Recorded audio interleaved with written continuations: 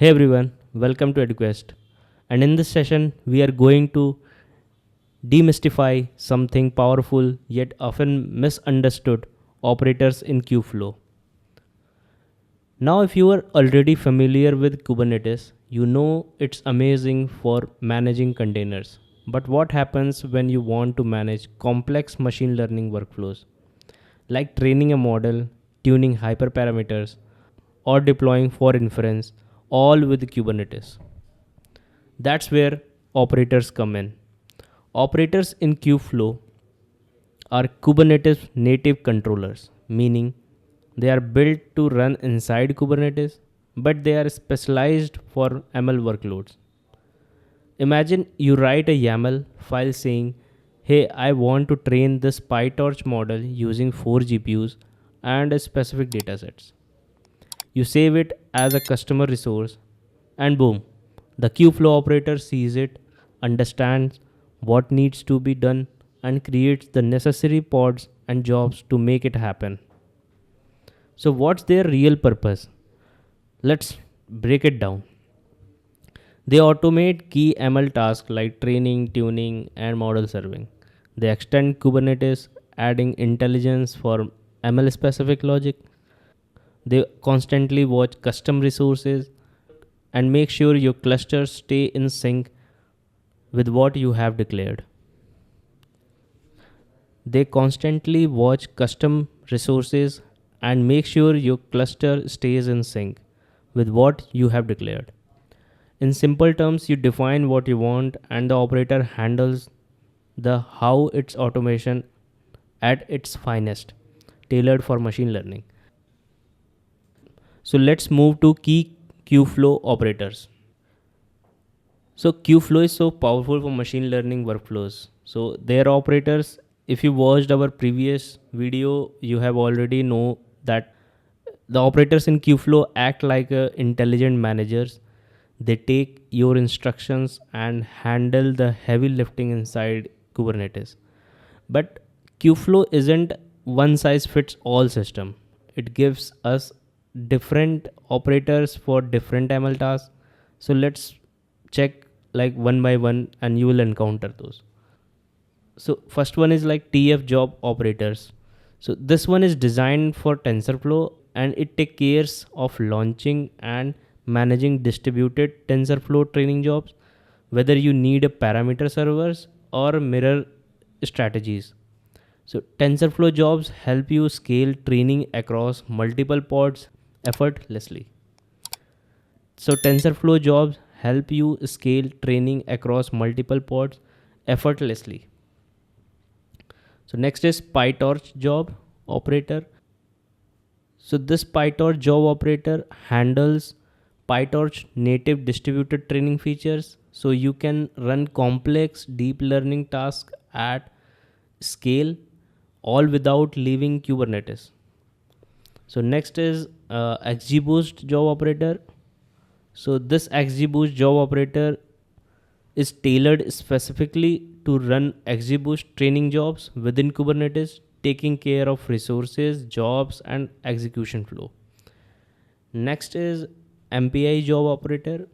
For higher performance computing folks, the MP job operator supports distributed training that requires MPI like custom C++ models or specialized parallel computing workflows.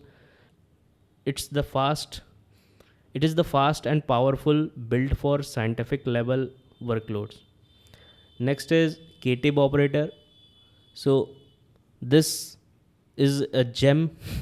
If you say it handles hyperparameter tuning, you define your search space and optimization strategy, and KTIB will automatically run multiple trials to help you find the best model configuration.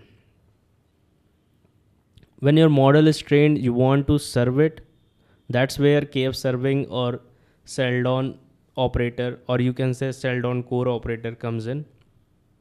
This operator helps deploy your model as REST endpoints, scale them on demand, and even manage canary rollouts or model explanations. So to summarize this, each of these operators is specialized in its own domain. Together, they make Kubeflow a complete solution for managing the full ML lifecycle, from training to tuning to serving, all inside Kubernetes. So we will move to operator lifecycle in Kubeflow. So we have already talked about what operators are and why they are important, but now let's take a step further. Let's walk through a life cycle of Kubeflow operator. What really happens after you write your job config? So how Kubeflow operators work internally? There is a plenty of steps. So we will guide you one by one. So for step one, like defining a custom resource. So if you say like everything starts with you as a ML engineer writing a YAML file. For example, if you want to run a TensorFlow training job, you define a resource called tfjob.yaml. This YAML tells Kubeflow exactly what you want, like number of workers, image versions, data sets, and etc. So then you move to that operator, which is the CR, like custom resource. So once you apply that YAML to your cluster, the Kubeflow operator, it starts watching for that custom resource. It constantly on the lookout like a security camera scanning for new instructions. Third, operators spin up pods. As soon as the operator sees your custom job, it gets to work. It launches the necessary Kubernetes pods for training or inferencing. These might include master pods, worker pods, or other support services depending on the job type. The last fourth one is reconciliation loop. This is the coolest part. In this, the operator doesn't just walk away, it continuously checks the actual state of the system and compares it to the desired state defined in your YAML. If something is out of sync, like a pod crashing or not starting, the operator will try to fix it. So this loop continues until the job is complete. When the model is trained and all pods have finished their task, the operator marks the job as done, and it's the Kubernetes native automation in action, perfectly tuned for machine learning. And that is the operator lifecycle in Kubeflow, from YAML to execution to monitoring and completion. So this is not just a smart way, it's a resilient, scalable, and exactly what you need for the production grade ML workflows. So if you find this helpful, don't forget to check out our rest of edquest MLOps series. If you have any questions, please do comment on this YouTube video. We will revert it back. So thank you for watching. See you in the next one.